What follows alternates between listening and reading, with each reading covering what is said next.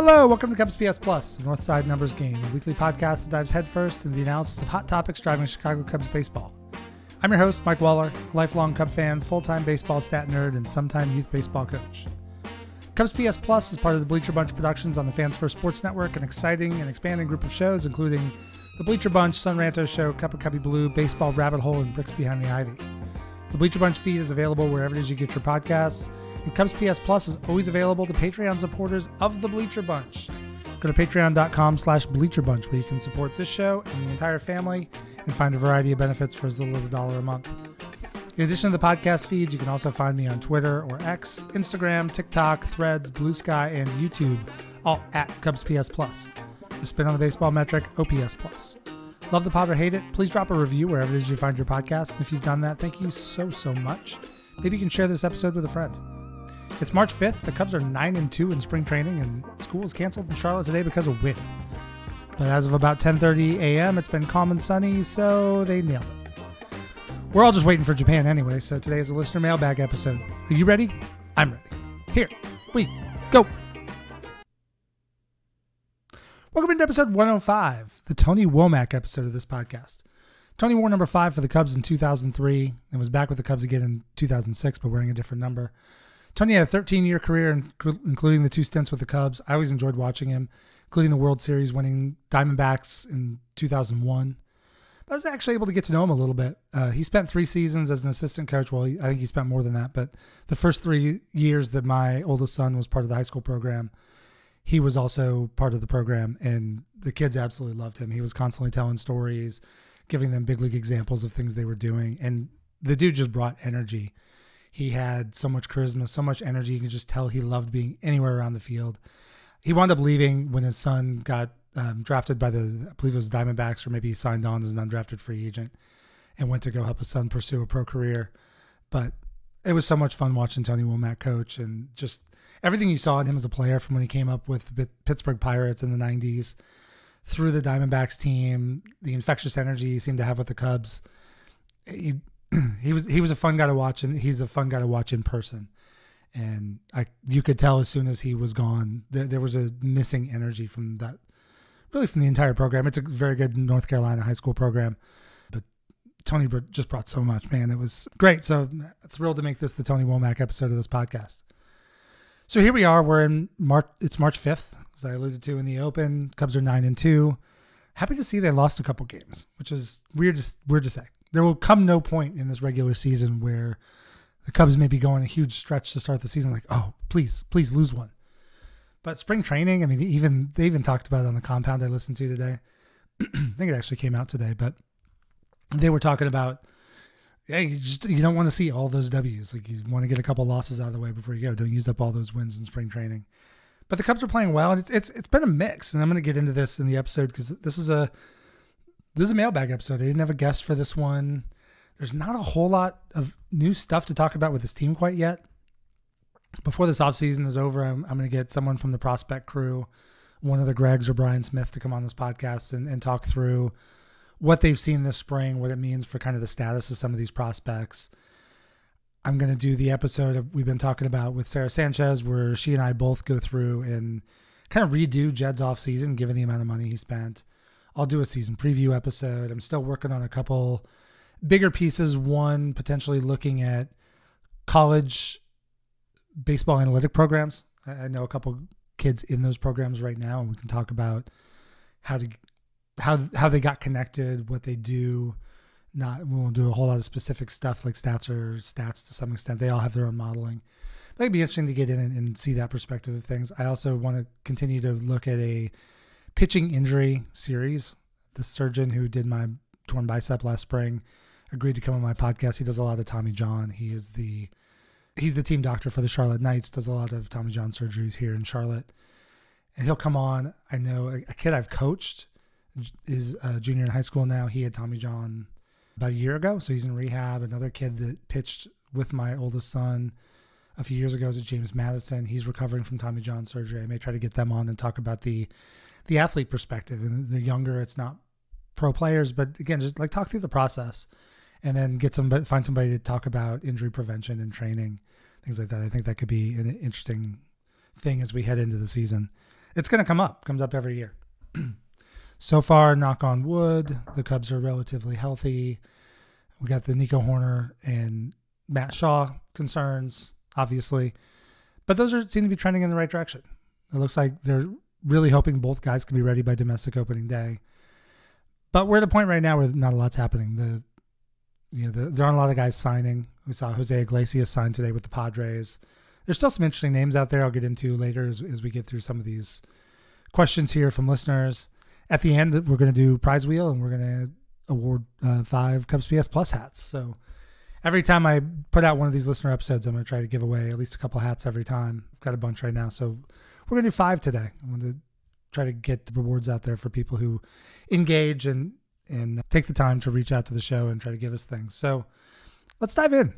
We're going to hit a bunch of these different topics. This is from Carrie Meyer. She sent it on Facebook. She's also part of the Bleacher Bunch Discord. If you want to become a Bleacher Bunch subscriber, you can join. There are some low tier. There are a bunch of different tiers that get you different things. All of them get you access to the Bleacher Bunch Discord, which is a really great place to talk Cubs baseball with other Cubs fans. It's a great community. I've really enjoyed being a part of it for the last 2 or 3 years. It was formerly the Sun Ranto Discord, but it's kind of taking over the overall cover of ours. And March is the first month where I set my Patreon to the side. We're now the Bleacher Bunch family. We're going to do the Bleacher Bunch Discord and split the money up there. So if you want to support any of our shows, that's the place to do it. Patreon.com/Bleacher Bunch, and you can go check out the different tiers.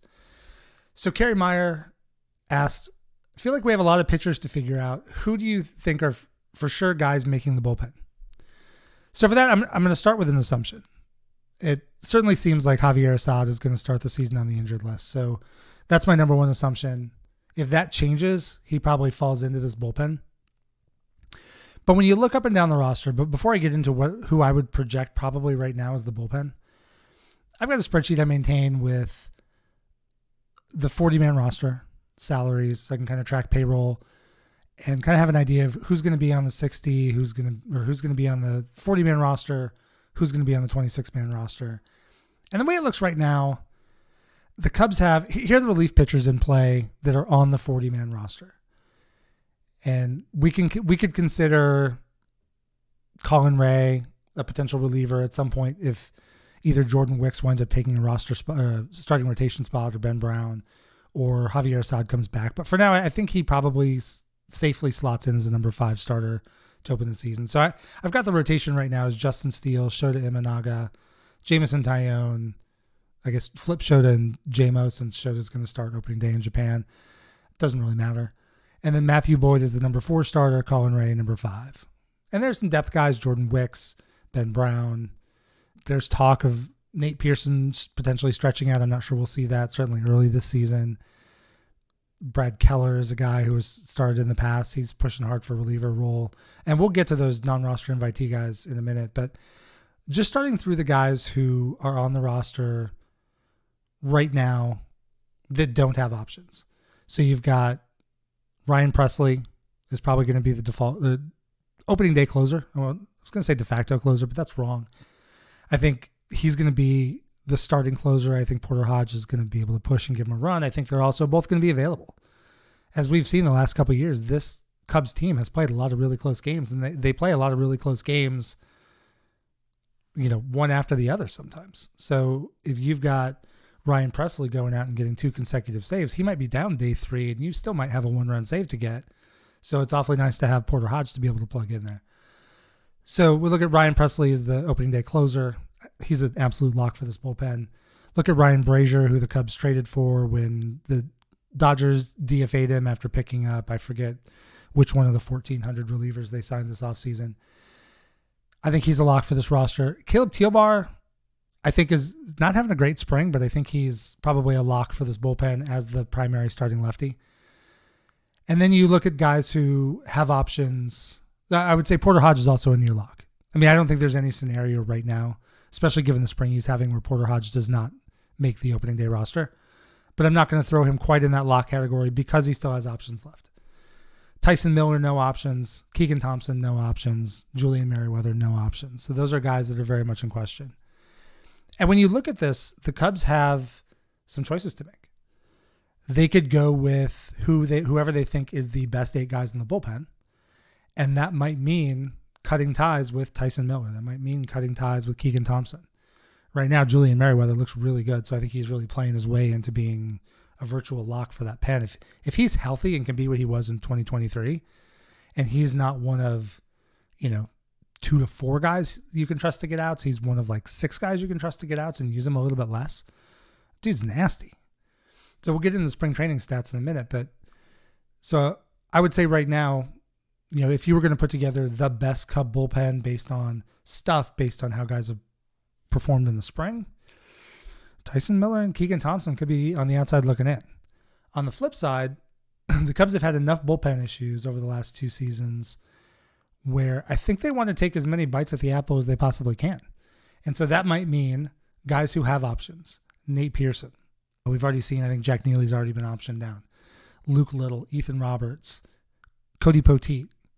Even Eli Morgan, he does have an option. I think he's probably pretty close to a lock to make this bullpen as it stands right now.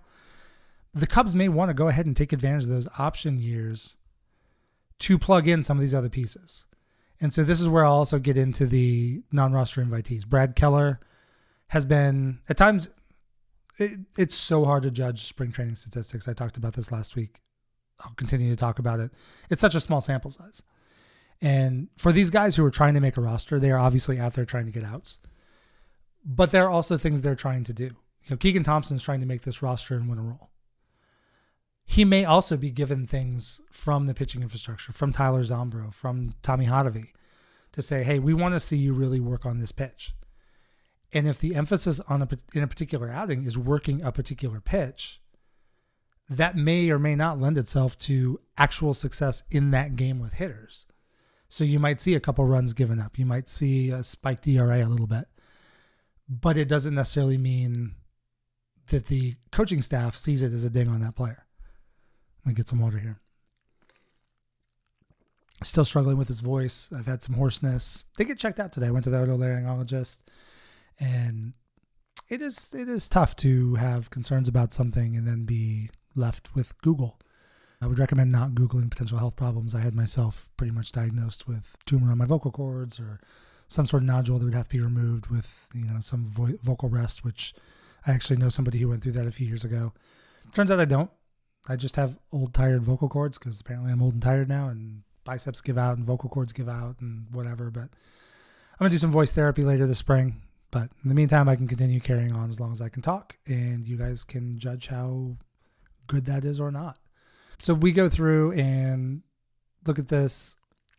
Let's look at some spring training statistics. So if we bring this up and we go to, and let's look at the pitchers. So right now, Julian Merriweather is, like I said earlier, lights out. He's thrown 4 innings, given up 2 hits, 1 walk, 5 strikeouts. Just looks really, really good. He looks like his old self. Flip through a bunch of the names. I was going to talk about the non-roster invitees. The non-roster invitees right now are Brad Keller. Came out pumping 97, 98. Really interesting guy. He's had success in the past, and he was a guy that Tyler Zombro, if you've heard him on, if you've heard Tyler on other podcasts, Brad Keller is a guy that Tyler Zombro was particularly interested in. So I'm curious what they can do with him. The overall spring training numbers have not been super outstanding so far. I mean, if you look at it, he is... Find him here. He's pitched in 3 games, thrown 6 innings, 7 hits, 4 runs, 2 earned. No, sorry.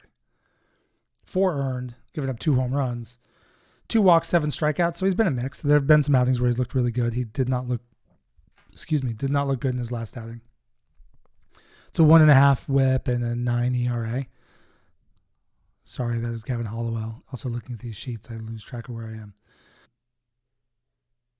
6 innings, 7 hits, 4 earned runs, 2 homers, 1 walk, 6 Ks, and he's a 1.33 WHIP and a 6 ERA. So not great numbers, but again, I'm curious what Tyler Zombro is seeing in the stuff. I'm curious whether he's developing any of the... Presumably when you bring somebody in on a minor league deal, you think you can recover them to a previous point in their career, you think you can add something to their repertoire, or you think they can dial their repertoire back and just focus on maybe their 2 best pitches. So I'm curious to see what happens there. he's a guy who has major league experience, has had some good seasons. So he's probably going to have a lot of these guys who sign as non-roster invitees with a spring training invitation have some sort of an opt-out in their deal. They can opt out by opening day. They can opt out by May 15th, June 1st, June 15th. They're all a little bit different, but my guess is that Brad Keller is going to have an early one. So he might be an opening day opt-out. He either makes the Cubs out of spring training or he has the chance to declare free agency. Just because he can doesn't mean he will, but he's given himself that chance. And then you look at another one the Cubs have is Brandon Hughes. Old friend Brandon Hughes, who pitched pretty well in 2022 and 2023. He came up on that debut day with Christopher Morel. Morel hit a bomb, and Brandon Hughes, I think, struck out 5 out of 6. Certainly pitched really, really well in that game. He's been good. He's just signed in the last week or 10 days, something like that. He's made it into 3 games, 3 innings, 1 hit, 2 walks, 3 strikeouts. Hasn't given up an earned run. So, he's doing what you want him to do. He got a little bit later start. He probably would not have an opening day opt-out. And I don't even know, he is not as established as Brad Keller has been. So I don't know if he would have a, end of April, May 15th, June opt-out. But he's an interesting lefty in the pen. If he can get back to where he was before his injury a couple seasons ago, that could be really interesting. Another guy is Chris Flexen. Cubs signed him after a season last year on the South Side. And Flexen so far has been okay. Let me find his numbers here. I just had it. Too many names. It's going to be easier when the season starts. All of a sudden, I am not seeing him at all. Chris Flexen. There he is. He's pitching 1 game, 2 innings, 2 hits, 1 walk, 1 K, no earned runs, 1.5 whip, but it's 2 innings. It's not a sample size. Not sure what kind of an opt-out deal he would have. I would think he has longer odds to make this team than Brad Keller or Brandon Hughes. But he's interesting pitching depth. As the Cubs go through this season, we saw a lot of injuries last year. I assume we'll see a fair number of injuries this year because every team goes through it. So look at that bullpen, who's down there. And the Cubs just signed Yency Almonte yesterday. So that's another one. He looked really good for the Cubs. He was part of the Michael Busch trade from the Dodgers last year. Looked really good before he got hurt. Missed the rest of the season, hadn't signed with anybody. Cubs brought him on. Again, just signed. I'm not even sure if he's in camp yet. So he certainly would not have any kind of opt-out probably in April, maybe not even May. He might be a guy who doesn't have the opt-out until into June. So again, it'd be interesting to see what the Cubs can do with him. Can they get him back to where he was when he was good with the Dodgers? Can they get him back to what he looked like last year before the injury? Good depth. So I don't, at this point, I'm not going to say any of those guys, short of maybe Brad Keller, are really going to push for a spot. So when you get down to it, then you're looking at those guys. So I think Ryan Presley, as I said earlier, Ryan Brazier, Caleb Tealbar, locks for this bullpen. I think there's no question about that. I think Porter Hodges is as close to a lock as you can get. So let's say so that's 4. So that leaves 4 bullpen spots open. I think the Cubs are going to try to prioritize guys that don't have options. So it would not surprise me if Tyson Miller, Keegan Thompson, and Julian Merriweather all make this bullpen. But with Tyson Miller and Keegan Thompson struggling, let's go back to those stats. So we did Merriweather's. Let's talk about Keegan Thompson is pitched in 3 games, 3.2 innings, 4 hits, 3 earned runs, all on homers, 1 walk, 3 Ks. And the homer's been his problem. He'll look pretty effective and all of a sudden gives up a bomb or, gives up a hit and gives up another homer. And so he's got a 7.36 ERA, was particularly bad his last outing. Still, everything I say is small sample size. It's 3.2 innings. He could throw his next 5 innings scoreless. We've seen him do it before. And then we go look at Tyson Miller. And he's at the bottom of this list. He's pitched in 3 games, only gotten through 2 1/3 innings, 8 hits, 7 earned runs. Hasn't given up a homer, but he's walked 3, struck out 3. ERA of 27, whip of 4.71, which is atrocious. Again, small sample size. But he's also a guy who he doesn't throw hard to begin with. And it looks like he's lost a little bit off his fastball. So hard to tell, is he fighting through something? Is he working on very specific things? Or is he kind of just, we see that from relievers. They'll come out and have a really good year. and then struggle the next year. And so I'm not sure. Coming into the spring training, I sort of thought Tyson Miller was kind of a lock to make this pen. I don't think so anymore. I think he's in play. I think the Cubs, if he can rebound at all, show something in Japan, something like that, he can make this team. But I think he and Keegan Thompson both are guys that they're probably going to have pretty short leashes on. They're not going to let. I do not think with the depth of arms the Cubs have, which is I've talked about it on other episodes, the depth of arms the Cubs have in this bullpen, which we'll talk about in just a second, is as good as any I've seen, maybe from any Cubs team of my lifetime, certainly in a long time. So there's no reason for this bullpen to sort of just sit there struggling, unchanged, blowing games in April and May and into June. Like, if guys aren't performing, they're going to get moved along. Or if they have options, they'll get sent down and work back through. So when you look at guys on the roster that have options, Ethan Roberts has options. He's got 2 option years left. Jack Neely has 2 option years left, although I think he's already been optioned down, so he's down to 1, but this year is covered. Luke Little still has options. He has not pitched a ton. I'm not totally sure of his health status. Obviously, he's working his way back, and I'm sure they'll take their time with him, so I would not expect him to make the opening day roster. Gavin Hollowell, he's only pitched 1 inning, and that was pretty recently. So, again, I don't know if he's battling something or if there are things they're working with him on, but he's got another option year, so I would imagine he starts in Iowa. Daniel Palencia has 2 option years left. So he's a guy who, he's been okay this the spring training. Let's pull up his numbers.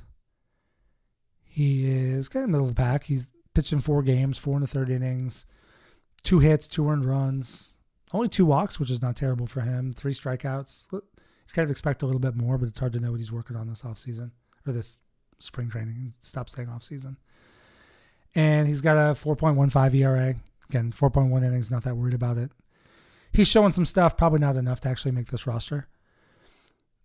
So when you really come down to it, let's talk about who I would put in my bullpen. And this is something probably pretty close to what I expect to see. Again, Presley, Hodge, Brazier, Tealbar, Merriweather, I think are all locks. I think there's been talk about Eli Morgan going down to Iowa just because he has options. Cody Poteet is another one that has options.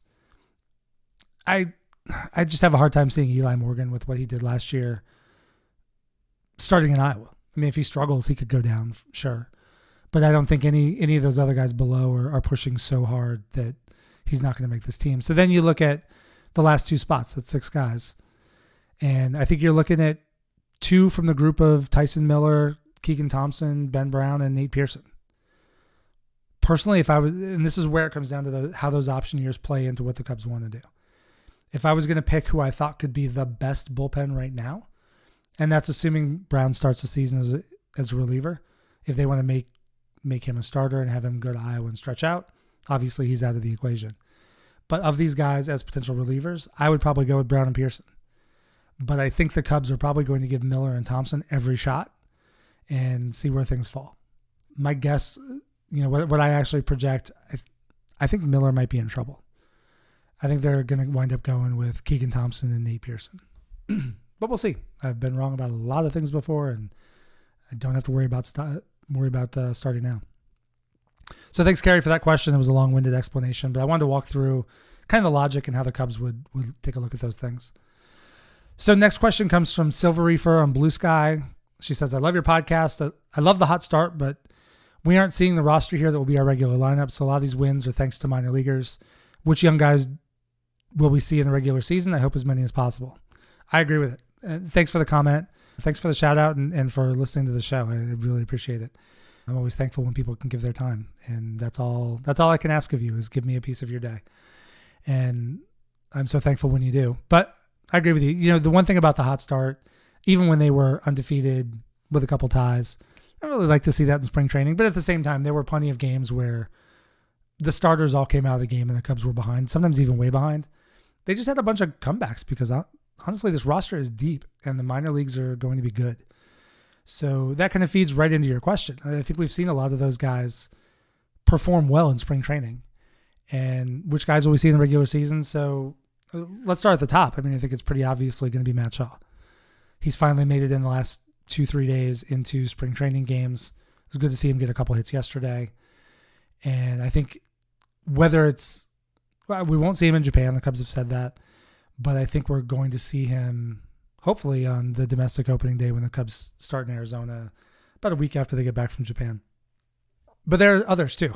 On the pitching front, it's hard to say. There are a lot of, I will preface this by saying, young players that we have already seen in the majors. I'm not going to talk much about them here. So PCA, Michael Busch, Jack Neely. I will talk about Kevin Alcantara. He was only on a couple of bats last season. Not counting Miguel Amaya anymore. A lot of those relievers, Luke Little, Jack Neely, on and on and on. Ben Brown, Jordan Wicks.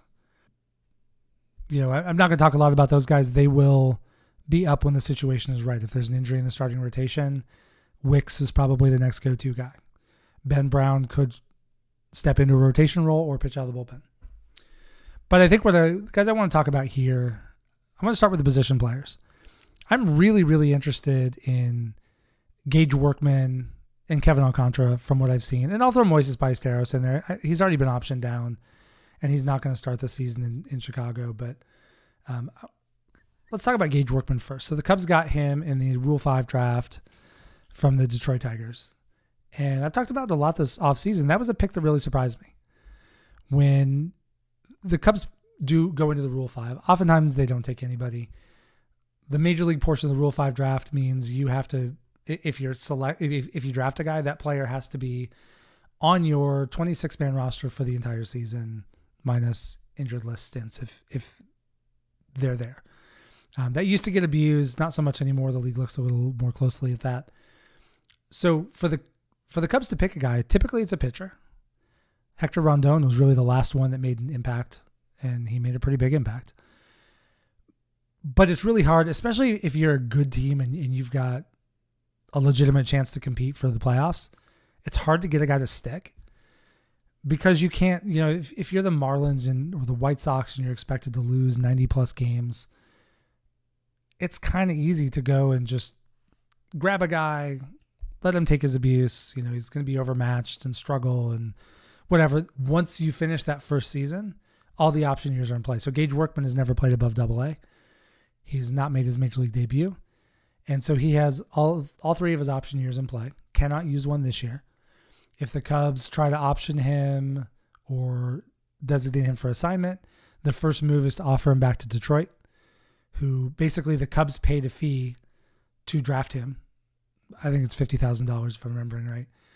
And basically the fee would be Detroit would pay the Cubs $50,000 to take him back. If the Tigers didn't want to take him back, which I don't think would happen, he was a pretty high draft pick. He's put up good numbers in the minor leagues. He's got an excellently rated glove at multiple positions. He's a big, strong, athletic guy. I don't think there's any scenario where the Cubs would offer him back to Detroit and Detroit would pass, letting the Cubs just option him to the minors. So I think that, I think we're going to see a lot of Gage Workman. I really, really hope he can make this opening day roster. That will tie into another question I'll talk about in a little bit. But he can play third base. He can play shortstop. He can play second base. He's played a little corner outfield. He could probably play first base if he needed to. When I saw him, I read the descriptions and I had this image of a player in my head, and he seemed like a better version of Miles Mastrobuoni. If you look in the minors, Workman and Mastrobuoni at equal levels of the minor leagues put up pretty similar numbers. And Mastrobuoni obviously struggled to make that adjustment to the bigs. Some of that was opportunity. He did not get regular time, whether in Tampa or with the Cubs. There was one stretch in 2023 when Dansby and Nico were both hurt, and he came up and played, or no, actually it was Nick Madrigal was hurt, filled in a little at shortstop when Dansby was hurt, but came up and played pretty regularly for 2 or 3 weeks. And he did really well during that stretch. I really thought I was seeing the Miles Mastrobuoni I always thought, and this was the Miles Mastrobuoni podcast. Shout out to Cody Del Mendo. He was always on board as well. But, I that's what I pictured. I knew he was a bigger guy, so I pictured it was a bigger Mastrobuoni. When I first saw him in spring training, he's a big dude. He's every bit of 6'3", 6'4". He's got some pop. He's hit some shots this preseason, doubles, homers. He's really put in charge into the ball. Really good exit velos, playing good defense. I see why the glove is rated as highly as it is. So he's a young player that I think could make an impact on. He could make an impact on a playoff team this year if he gets the right opportunity. I think Counsell will bring him along slowly and try to work him into those kinds of spots. Another one is Kevin Alcantara. Obviously, he's a top 100 prospect. He was the return for Anthony Rizzo. And we've been waiting on him for years. I mean, he's still only 20. I think he's going to be 22 this season. So he's still a very young player, has put up some really good numbers in the minor leagues. And he has looked really good this spring training. So far, the biggest takeaway with him is he's electric. He's super athletic. He can do a lot of things. But what's really impressed me is how comfortable he's looked playing in those games. And he's faced some tough pitchers. So, this isn't a case of him just coming in late in the game against bullpen scrubs and minor leaguers. He's been starting some games, and he has been in there and had a lot of big hard hits against really good major league pitchers. So I don't think he's going to make the opening day roster unless there's an injury to an outfielder. But if one of the Cubs outfielders, and that's Kyle Tucker, Ian Happ, Pete Crow Armstrong, and Seiya Suzuki, if one of those guys goes on the injured list, I'm pretty sure that Kevin Alcantara is the next call. I think he'll come up and slot into whatever outfield spot is open. He's ideally not a center fielder, but he has played center field in the minors a good bit and done okay there. I would hate to see PCA go down for any length of time. He's just so amazing out there with the glove and covers so many holes. But, if Happ or Tucker get injured or say Suzuki gets injured again, I think we could see Kevin Alcantara up. And then I want to talk about Moises Ballesteros. So, friend of the pod, Alex Cohen, he's been a couple-time guest. He tweeted yesterday slash lines from Moises Ballesteros going back the last couple seasons. So, in 2023, as a 19-year-old between A ball and double A, he slashed 285, 379, 445. That's an OPS of around 840. Excuse me. And then in 2024, between AA and AAA at age 20, he slashed 289, 354, 471.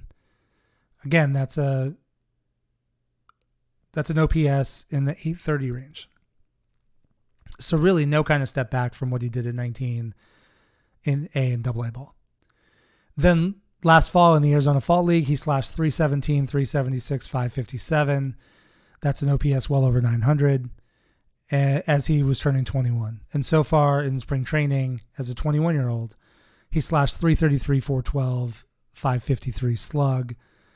And that's a 965 OPS, which is insanity. So you look at him, he's moved up so fast at such a young age. He's been one of the younger players at every division he's ever played in as a professional.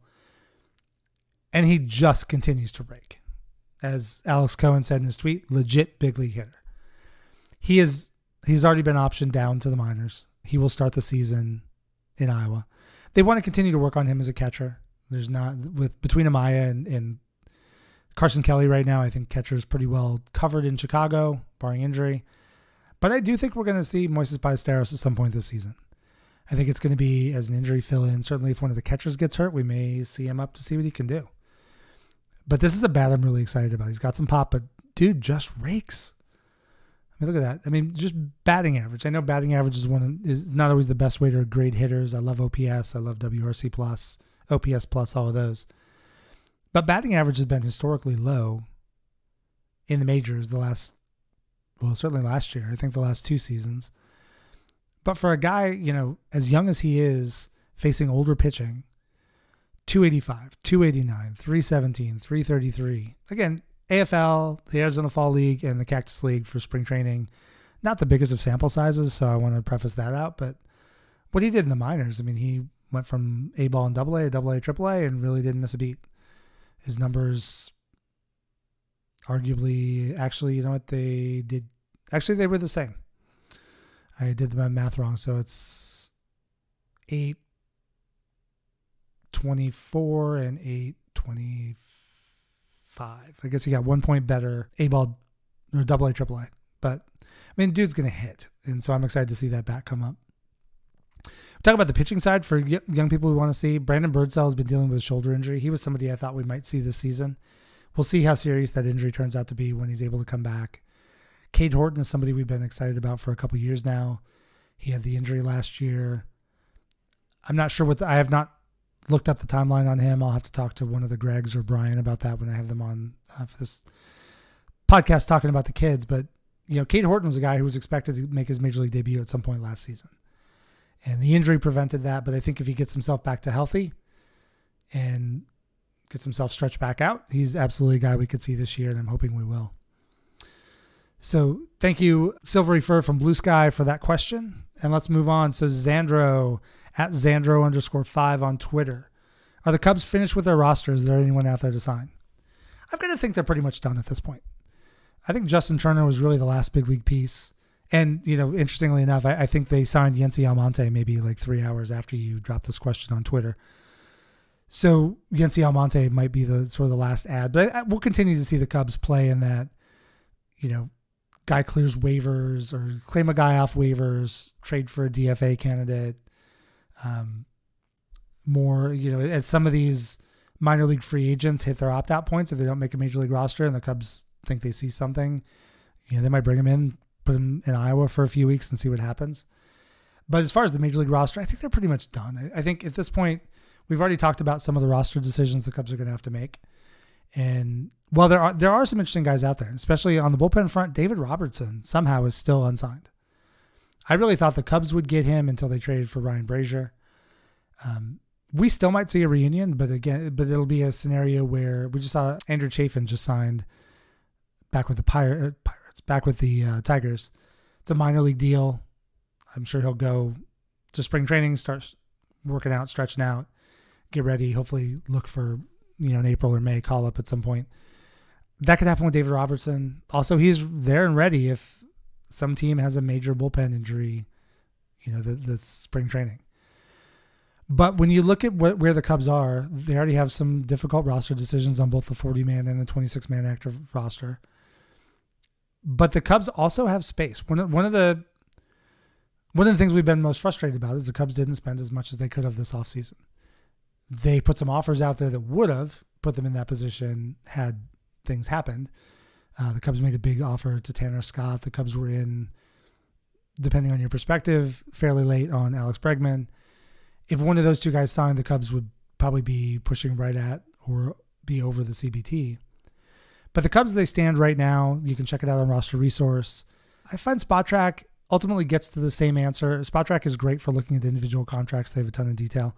But when looking at where teams stand to the CBA, I find they lag a little bit. But both my calculations and Roster Resource are pretty close, within about $1 million or so of each other. So the Cubs are about $28 million under the CBT, the competitive balance tax. So there's space for moves in season. And I think to what I said earlier, I think the Cubs are going to start the year however they start the year. But I don't think the Cubs are going to sit around. If an area is really struggling, if Matt Shaw has to go down and Gage Workman isn't showing much, or John Birdie's not showing much, and Justin Turner can't play third base anymore, I think they'll do something and fill third base. I think if the bullpen struggles or they get a couple starting pitchers go down, the Cubs have that $28 million to use, certainly at the deadline, but even before the deadline, to go make moves. And that could allow them to pick up some pretty significant players. Having that much money available right now before they even go over CBT, presuming it's available, I don't know what kind of budget Tom actually set, but presuming that money's available, that allows them to make some potentially 2 pretty big splashes in season this year, trading for guys that have, they're on expiring contracts after this season or don't have a lot of money owed in the future. I think that's the way to go. But in terms of their roster, I think it's pretty much done. I think at this point it's going to be who makes the roster. Can any of those non-roster invitees make enough of a push to make the opening day roster? So Xandro, thanks for that. Look forward to chatting with you more on Twitter. Next question comes from Goat, at Goat7739730 on Twitter. It's one of those names that just rolls off the tongue. Who gets the last bench spot? So on the position player side, this is a big one. So there are kind of 2 cases here. So one, I'm going to assume, let's say Nico Horner and Matt Shaw are both ready to go for domestic opening day. It seems like that's the target. We'll see if they both make it or if somebody else gets hurt. But if all the regulars we expect to start, and let's go through that, that's going to be Kyle Tucker in right field, PCA in center, Ian Happ in left, Matt Shaw at third, Dansby at short, Nico at second, Michael Busch at first, Seiya DHing, some combo, the combo of Miguel Amaya and Carson Kelly catching.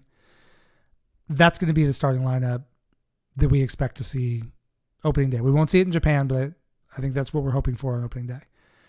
So at that point, there are 4 bench spots. One of them is going to be a catcher. So I'm presuming Amaya is going to be the starting catcher this year. If it winds up being Carson Kelly, then Amaya is the bench catcher. So the bench catcher is bench spot number 1. Justin Turner is locked into a spot on this bench. I think John Birdie is locked into a spot on this bench. So that gives 3 of the 4 bench spots taken. And to Goat's question, who gets the last spot? I don't think Kevin Alcantara is going to be there. Talked about him a little bit earlier. I think he's close. I think he really only comes up if there's an outfield injury, and there may well be at some point. I mean, that's how baseball seems to work, and that's how the Cubs have worked. I think it's going to come down to Vidal Brujan and Gage Workman. And let's go back to some of those spring training stats for a minute. So let's go to the hitter side. Personally, I would rather see Gage Workman make this team. I'm very interested in Workman's glove, his overall size and athleticism, his pop. I'm interested in the fact that he's 25 years old. He has all of his options left. He's got team control for years. And Vidal Brujan is a guy who's had 500 plus, I think 500 plus. Let me go check that out. Vidal Brujan in his career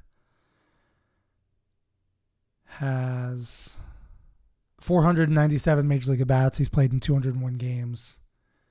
And he's just not been very good. That's why he was available in the Matt Mervis trade. He's got a career, a career slash of 189, 261, 270, and 531. So he's a guy, he played 102 games last year. He played 37 and 23. He played 52 and 22. Didn't pan out in Tampa. Went to Miami. Didn't get any better. He did get a little better last year, actually. He went from being a negative half a WAR player to a positive half a WAR player. But between the two, I would rather take my chances on Workman's upside. But they have both had really good springs. So let's go through this. Gage Workman, as expected, the Cubs are giving him a long look because they have to decide whether they're going to keep him or give him back to Detroit.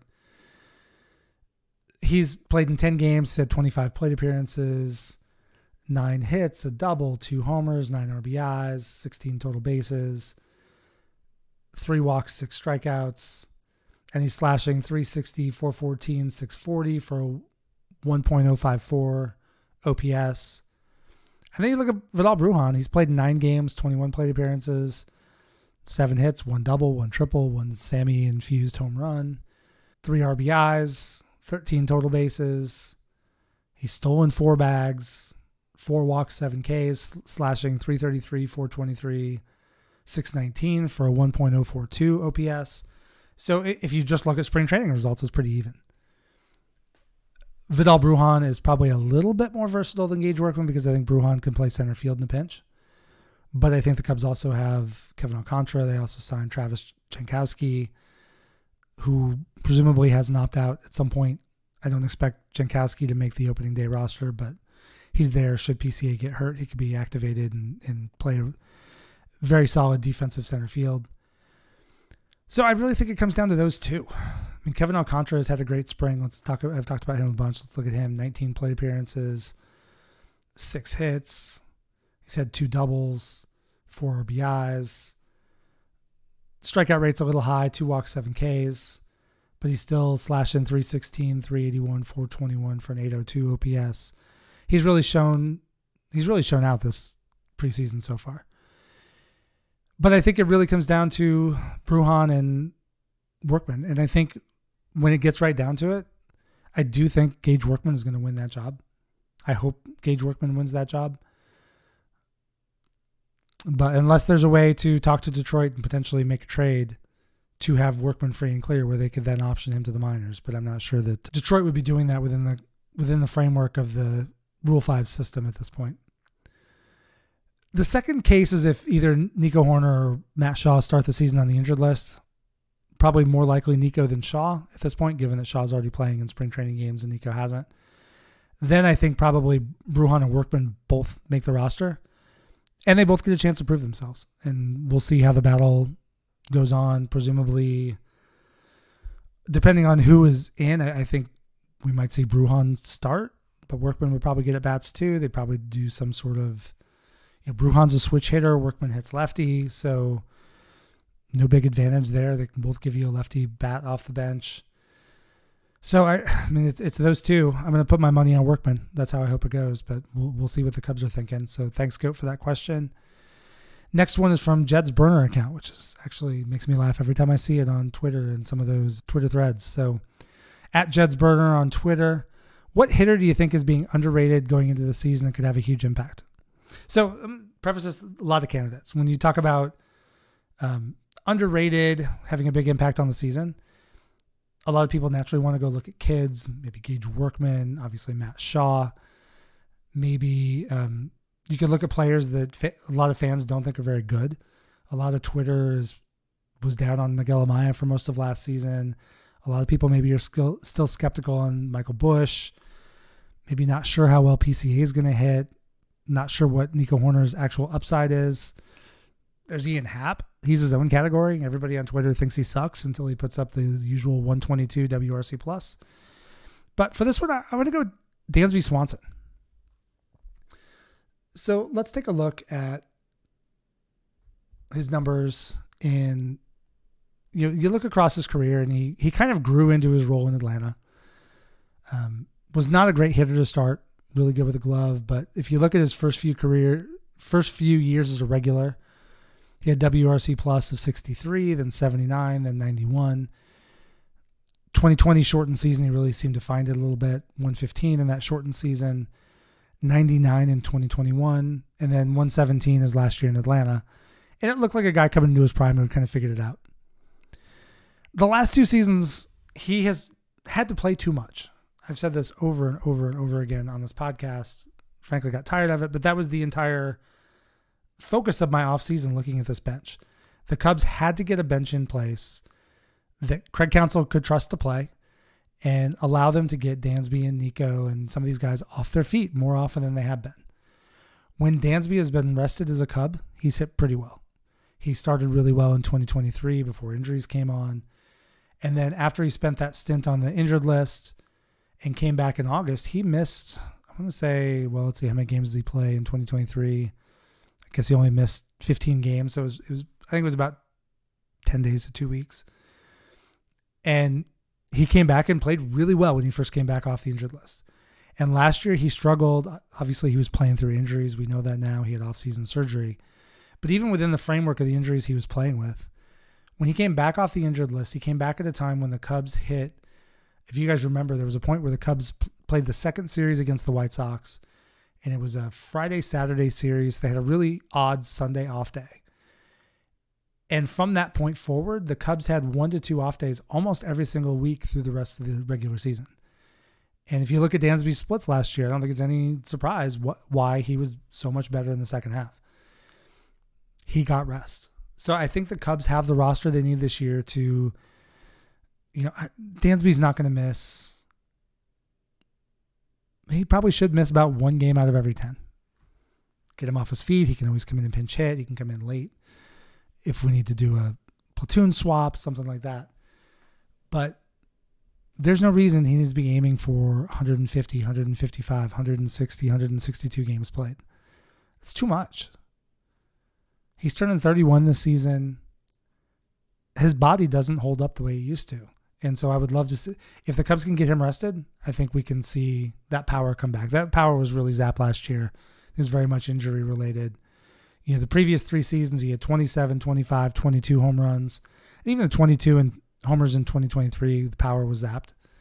So if we can get Dansby back to maybe he misses 1 of every 10 games, taking 16 days off. Plus the regular. Take advantage of some of those.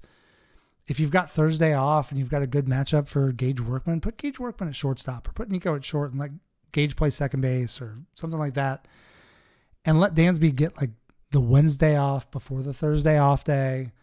It's going to drive him nuts. And Craig Counsell's probably going to have to hide his glove, but Craig Counsell's a big guy who can make up his, well, he's not a big guy, but he's a big boy who can make his own lineups. And just get him the rest. The walk rate has improved as a Cub. His K rate has improved as a Cub over his 3 peak seasons in Atlanta. I think there's reason to believe those can continue. I don't think the Wrigley Field is going to play as pitcher friendly as it did last year. Odds are against it.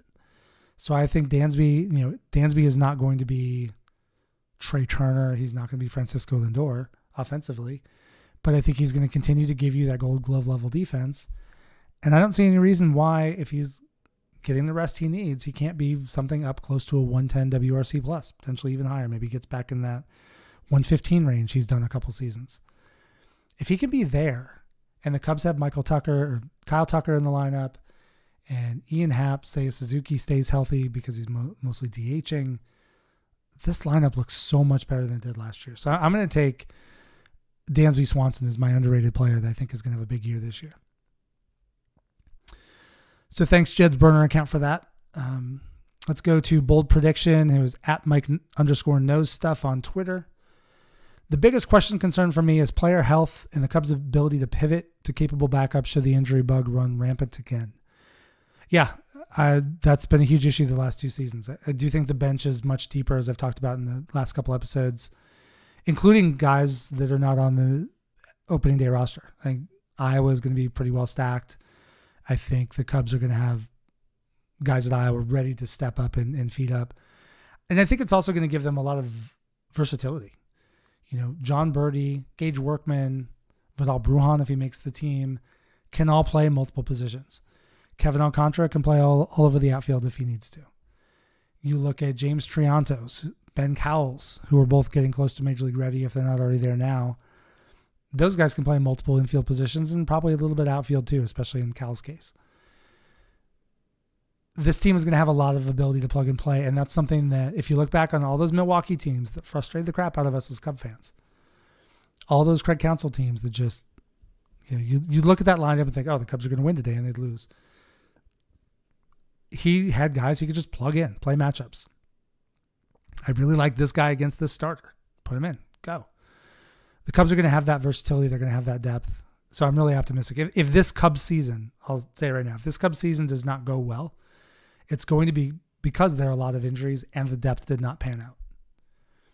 If the depth that I think is there, it's going to help them weather a lot of issues. Obviously, you can't have too many scenarios where you've got Seiya, Happ, and Kyle Tucker all down for any length of time together. Obviously, you can't take the 3 best hitters out of a lineup and expect it to thrive. But there's a lot to like about the depth they've built here. And so I'm really hoping they have done enough to build that back up. And what takes me to the last question, talking specifically right about the depth. From Danny Rocket, one of our many hosts on Bleacher Bunch, longtime Sun Ranto, joins Sarah Sanchez for Cup of Cubby Blue. Still doing Sun Ranto on Saturdays with Michael Cotton. He's now the primary host for the Bleacher Bunch live show on Thursday nights. He's back, by the way, so check him out tomorrow. What's better, 3 number 5s or 1 number 1? And this is maybe the biggest question of the offseason. I think coming into the offseason, we all knew the Cubs needed a better and deeper bullpen. I think they've done that. Have they done enough? They didn't get Tanner Scott. I can see some quibbles, but I don't see how anybody can look at this bullpen on paper heading into the season and not think it is both better and deeper than the bullpen the Cubs have had the past 2 seasons. You needed a different bench, more versatility, better players that you can trust to go, plus an infusion of young talent. I think we're going to see that with Matt Shaw starting, PCA winning the job in center field. I think the bench has improved, as I just got done discussing. I think the Cubs have young players that are ready to emerge, whether it's Kevin Alcantara, Matt Shaw, James Triantos, Ben Cowles, Gage Workman now, Ben Brown, Cade Horton, Jordan Wicks, Luke Little, Jack Neely. Like, all these guys are there and available as depth and could potentially step up. The biggest question was the starting rotation. Last year's starting rotation was good. Sometimes it was very good. But you looked at that rotation and you saw how Wrigley played as a pitcher-friendly park. You saw Shota Imanaga come in and very much exceed expectations. I think he is an excellent pitcher. I think he's going to have another good season. But as I've said multiple times, I would not be surprised to see some statistical regression this year. He was just so good last year. It doesn't mean I think he's going to fall apart or not be a major league starter. No, I don't think that at all. I think he's going to be a good starter. I just always saw him coming in as more of a mid-rotation starter with maybe like number 2 starter upside. And then last year he pitched like an ace. So if he can do that again, awesome. So again, back to the what's better, 3 number 5s or 1 number 1. The Cubs added starting pitching depth this offseason. They picked up Matthew Boyd. They added Colin Ray. They still have Javier Assad, Jordan Wicks, Ben Brown, all these guys we've talked about. So what's better? Obviously, I think we would all have loved to add Corbin Burns. I advocated personally for Walker Buehler. I thought he would have been a great addition for this rotation. There are a lot of guys out there that kind of the hard-throwing right-hander strikeout stuff is kind of what this staff is missing. Maybe you get that from Ben Brown or Cade Horton at some point this season. But for me, 3 number 5s or 1 number 1, well, we're going to have to see how things go. How do Justin Steele and Shota Imanaga pitch? If Shota and Steele both pitch like ace or borderline aces, kind of gives you 2 guys that are up there, kind of 1-2 in your rotation, and that's okay. Jameson Taillon had a better year last year than he did the year before. I don't expect big drop-off from him, but he's probably not going to get much better than he was last year. So he's a good, solid, middle-of-the-rotation starter. I don't always like to talk about 1 through 5 because what's a 2 versus a 3 or what's a 3 versus a 4. I think we all kind of know what an ace is. There are only about 15 of those guys in the league at any one time, maybe 20. Not every team has one. So the Cubs had some opportunities to get one. They chose not to, and that's how it's going to go. But then again, what happens on the injury front? If the Cubs stay pretty healthy this year, I might wish they would have gone for a higher level number 1. If the Cubs have a bunch of injuries and you need guys like Matt Boyd, Colin Ray to step in, give you good innings to kind of counter those issues, then I think, probably better off. There's an argument to be made that the depth was the more important piece than the kind of number 1. That's a good question. We might get to the point where I do expect this team to make the playoffs. And once you get in the playoffs, you always want to have one more number 1. So even if Steele and Shota do pitch like aces this year, but wouldn't you still also like to have Corbin Burns? Wouldn't you still also like to have Walker Buehler in that rotation in the playoffs? I think we would. And also, which of the young guys steps up? By not getting one of those bona fide number 1s, you're creating depth, but you're also creating opportunity. I think Matt Boyd is going to get that first shot at the number 4 spot in the rotation. Colin Ray is going to get the first shot at the number 5. Doesn't mean that's how it's going to stay. Jordan Wicks, Ben Brown, Cade Horton, Brandon Birdsell, if he gets healthy, all those guys could pitch their way in. Brad Keller could pitch his way in. Nate Pearson could go to start and pitch his way in. Those guys could pitch their way in or pitch their way out. So I think Jed, I'm not going to say it's what I would have done. Like I said, when we go through and redo this offseason, you're probably going to see my version of the Cubs roster with Walker Buehler on it. I would have done something bigger to the front side of that starting rotation. But Jed clearly prioritized depth and creating opportunity for some of the young arms. And we'll see how it works out for him. As we've talked about, he's a lame duck going into this year. He's not been extended. This is the last year of his contract. If the Cubs have a terrible year, he's done. Probably if the Cubs don't make the playoffs, he's done.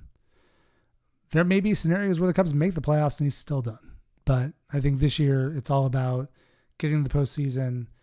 Obviously, if they can get to the postseason and make some noise, he's going to save his job and be around for a while. And I know some people listening to this are not going to be thrilled about that, but that's kind of how it's going to work. But let's wrap this up here. That was my last question. Let's go ahead and give away the 5 hats, and then we'll get out of here. So let's go to my prize wheel. And I've got everybody loaded in here. The first winner is Goat, at Goat. Any of you guys that win hats, if you can send me a DM with mailing address, otherwise I'll reach out and try to get you guys. Let's spin for number 2. And the wheel is spinning, and we have bold prediction. Mike knows stuff. Congratulations on the hat. Let's do another one. This is number 3. And we've got Carrie Meyer. Congratulations, Carrie. Thanks for participating in this episode. And 2 more to go. Oop, that fell on Carrie Meyer again because I forgot to take her out of the prize wheel. And this one goes to Xandro. Thanks for participating. And let's see who the last hat goes to. It is going to be Silvery Fur from Blue Sky. Thank you all for participating in this one. We'll do another mailbag later this season, give away some more hats, some more prizes. Maybe we'll get some Bleacher Bunch shirts we can give away. But thank you guys, and go Cubs. No game today, but go Cubs. Tune in tomorrow. Thank you for joining me today. If you like this episode, please drop a rating and review wherever it is you get your podcasts. Share the episode with a friend. Just a few seconds from you gives me great feedback and helps other Cub fans find the show. You can find me on Twitter or X, Instagram, TikTok, Threads, Blue Sky, and YouTube, all at CubsPS+. And check out the Patreon page at patreon.com/BleacherBunch to help support all of our shows. As always, the theme music for this podcast is Prospect Park West by Jerry McCoy. This is Mike Waller, host of the CubsPS+ podcast. Every day with Cubs baseball or talking about Cubs baseball is a great day. Go Cubs!